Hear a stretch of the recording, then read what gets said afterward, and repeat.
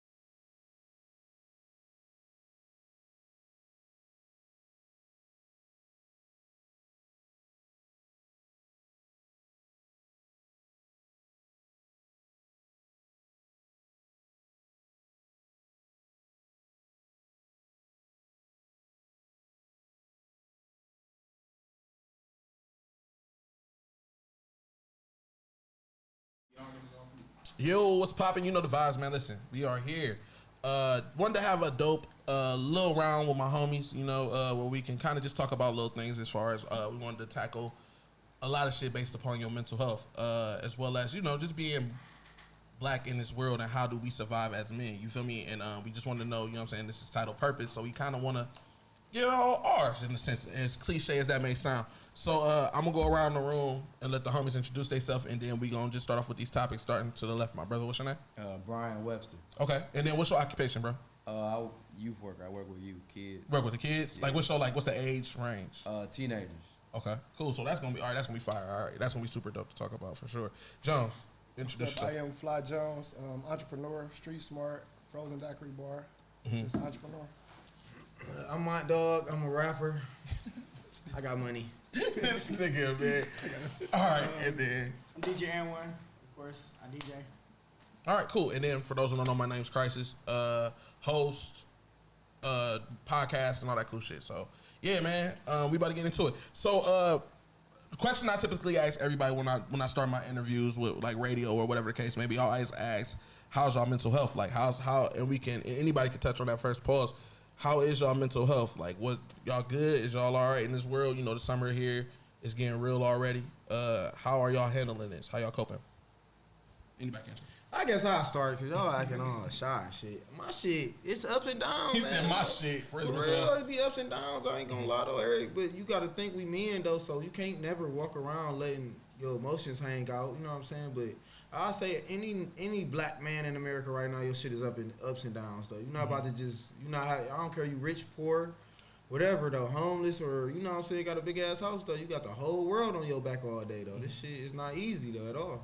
But like, why can't and that's I definitely want to touch on that pause. Why can't we why can't we show that emotion or show like, yo, I'm fucked up right now, I'm stressed right now? Because we kind of talked about it a little earlier where you was like, when somebody comes to you with their problems, you be like, bro, I'm not trying to hear that shit. I got hella shit going on with my life, and if I told you what the fuck I got going on in my life, it'd be a whole different story for you. Like, why can't we as men, you know what I'm saying, kind of be expressive to our feelings? You can, but you still gotta be you gotta accept some ridicule and shit though. And like, what man really wanna? All right, look, if you send up this bitch salty about something and you crying about it, you can't expect for everybody to feel where you coming from though. So, what the fuck is the point of you even saying something for real though? Like, and we living in a generation where like social media run the world though. Everybody want to make it seem Everything like a fucking joke. yeah, everything a joke though. So it's like I remember Tyrese, he ain't see his daughter.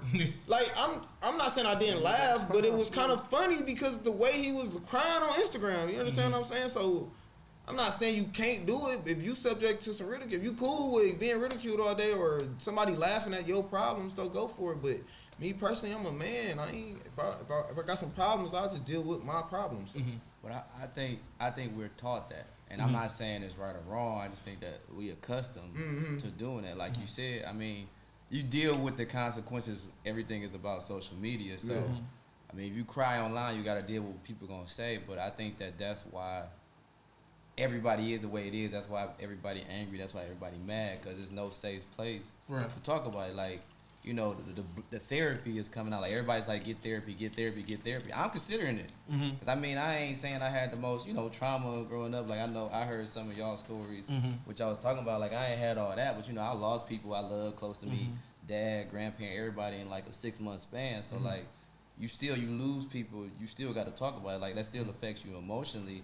So, and I think at work and with different, you know, with females, I lack, you know, emotional intelligence. Like, I don't got it, so I can't, you know what I'm saying? I'm nonchalant. Like, I don't put pressure that women want. So I feel like that void of me losing people in my mind is like, well, I don't really care. Like, I ain't got what I got, so whatever. I don't know how to show you I care. I got emotion because I'm heartbroken, but you can't you can't express it because, I mean, like you said, you got people that's gonna be like, man, I don't want to hear that shit because they going through it too, or they don't want to talk about it. So that's how I feel about it. It go two ways. And then me, I'm the advocate for therapy. So this is like my first year doing therapy with the whole little therapy shit.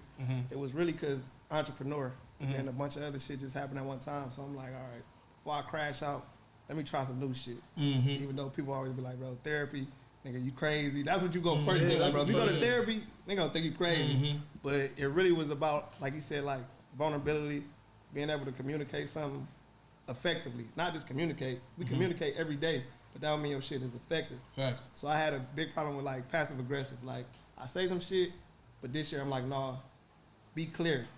Make sure everything you say is with clear and clarity. Facts. So we don't have like little interactions in business or in relationships because you clear. You said it, you can restate that. But shit in therapy teaches you little shit to be like, oh yeah, try that. Like, and that shit be working. So it really, like, it's a thing. I'm definitely an advocate for therapy for sure. And then Brian, like, how do you deal with, like, because your title, your occupation, you know, you do deal with the youth, right? Right. So like, how do you like kind of steer these kids in that area? Like, yo, it's okay to be, you know what I'm saying? You don't have to always be tough. You don't have to always be, or do you do that? Like, what do you do when you deal with some of those type of situations, the toxic trait of a minor? You know what I'm saying? How do you deal with that? I used to work at the Boys and Girls Club, you know, at Anton in the Valley. I work for college now, so I like to advise. But, like, I just let the kids, like, I'm a listener, so I'm going to listen to what they say, but you got to treat it as a case-by-case basis. But it's all about relationships. Like, you know what I'm saying? A kid not about to trust you or pour into you if you ain't got no relationship built. If you act like, if you don't really care, they not about to tell you the truth. Facts. So, like, as far as pouring in, I'm listening to what they talk about, and it's going to probably be a couple times where we, you know, I talk about random stuff like, yo, you hooping this, that, and the other, before I be like, hey, man, why don't you try this? Because they not going to listen to me until they, like, you know what I'm saying, I see that he really cared. Like, you know, the saying, like, you know, they don't really care. It's something about they don't really care what you say as long as if they see that you care, then they listen. You know what I'm saying? That's all they care about. How you make them feel. Yeah. So that's how I diagnose it. Every young person is different, just like we all different. So I listen, and then eventually I might be like, you know, why don't you try this? Like, facts. I know I wanted to speak on the fact of like just being, I want to be kind of a little bit everywhere with this. And one of the things I definitely want to talk about is all of us in this world, right? Like you a guy who have a dope job. You feel me? Like you really, the kids are the future, so that's your position where you kind of are in a way of steering them in that path. Like you are an entrepreneur of making sure vibes is lit. And one is in the field of making sure vibes is lit as far as being a DJ. Monty is a pure creator to keep the sounds lit for someone to listen to on their way to the club. You know what I'm saying? We all play a position in this world, right? So how do y'all deal with sacrificing? You know, like for your career, how do y'all deal with it? So I don't know if you got kids, bro. I don't know if anyone you got anybody that you would have to make any sacrifices for. But like, how do y'all work? How do y'all cope through y'all sacrifices? I'll leave with that. Honestly, a lot of that should be like a state of mind if you really think about it though. Like, let's be real. You really, I mean, I ain't saying you ain't gotta sacrifice nothing, cause shit, at the end of the day, if you putting your hard-earned money into studio time though, that's sacrificing a lot. You could be, you know what I'm saying, buying other shit with it. But I'm saying in a way like look at, I remember NBA YoungBoy came to the Medusa one time. He had his baby with him right here like this though. Like, so it's a state of mind. You could be like, man, I can't do this show because I got to watch my son. Bring that little nigga with you then though. This is the generation we living in though. Like, it's not like that's shunned upon now though. Like, now if you a stripper and you bring your motherfucking baby with you, of course that's some bullshit. But like, if you go to the studio, you be like, hey, Monty, I need a feature. Nigga, I'm bringing my daughter with me though. She right here though. Sit your ass right here. We about to. So it's like, a lot of it, I feel like it's a state of mind though. It's like but this is not like, I'm not meaning this in every scenario. I'm just saying it's like in yours. Yeah, in certain scenarios though, like, my nigga, you gotta, like, y'all is different. Y'all can't bring y'all kid to the club and say chill. But if I'm getting some money though, man, I ain't gonna lie though. Like, my daughter gonna be right beside me though, my nigga. Like, what's up, bro? We gotta go to the studio. What's up? We got a show. Like, and I ain't really, you know what I'm saying? I ain't about to be on NBA YoungBoy status or something like that. But when I get there, I'm not about to be. I turn everything into, like, I make my own cool. You understand what I'm saying, though? I'm going to make this cool, though. Look, this is my son going to be there, though. Like, Kodak, he had his son there. Little nigga know every word, though. But he could tell his baby mama, like, no, I got to do a show tonight. You see what I'm saying? It's not like she going to be like, no, you can't do that. Now I'm getting $100,000. But no, I can't sacrifice. I'm not sacrificing none of it. I'm about to make my own cool. I'm about to make it to the point where my little nigga is on the stage with me. And then, like, same for you, like, how do you maneuver through your sacrifices? Like, do you? Well, I don't got no kids, so. And one counted out. Yeah, you ain't got no responsibility. I don't really do shit. I don't have responsibility. I ain't saying like that, but I don't really have no big responsibility. I don't have to take care of nobody. So the only thing I'm kind of sacrificing here and there might be like a little family cookout, here and there, little spending time with my dad, like some little small stuff like that, like going to my niece's games, or little small stuff like that. Like I might have to sacrifice, but other than that, like I'd be like, no, I ain't. I'm not DJing today. Like, I guess my cover or something like that. But I'll call off real quick to go do something with some family or something like that. But that might be the only little sacrifice I have. Jones, you like about to say something. Yeah, I was about to. Oh no, if you want to talk, I'll talk loud. Yeah, like how you deal with yourself? Because you take a like lot. I'm still figuring it out for real. Because I do like, I do wear a lot of different hats. So at this point, it's just trying to find a good balance, making sure that you're doing shit that keep you happy. For a long time, I was like chasing. I'm always chasing the bag, chasing the idea, chasing this. So I lose opportunities, going out of town, time with my daughter, time over with my mom. Then I figured, like, bro, that shit is more important to your sanity for real. Kicking it with your mom, taking her out, kicking it with your dad, kicking it with your siblings, like, that shit, like, really, like, feeds back into you. Because out there when you chasing, that's taking a lot out of you for real. So you just, it's just finding balance. Like, I've been... Bro, the last 2 years. That's a fact. That's a fact. That just like literally happened to me. Like I want to say like last week.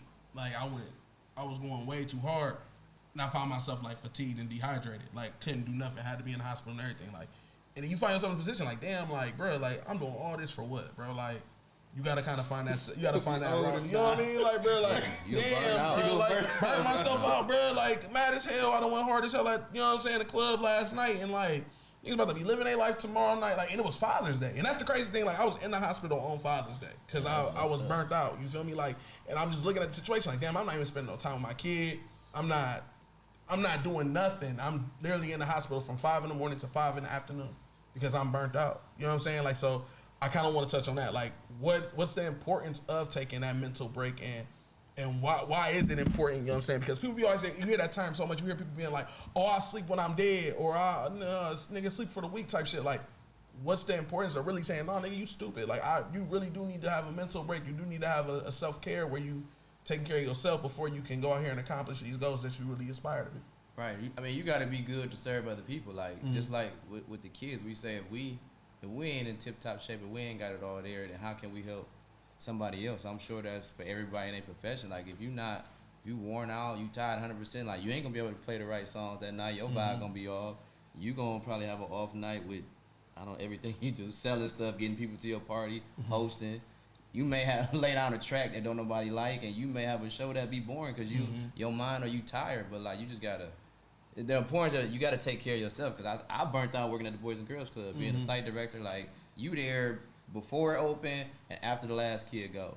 That kid may not go home till like 8, 9 o'clock at night. Y'all close at 7. So like, and you working all these hours, doing this, doing field trips on the weekend, taking college trips the whole weekend because you working, you for that kid and his future. But like, it'll do you in, and eventually you be like, man, I can't do this no more. And then you lose somebody that's good in the field, possibly. But I mean, I switch jobs to do something else with you, but it could literally kill you, and they'll replace you the next day. But Facts. I feel like it's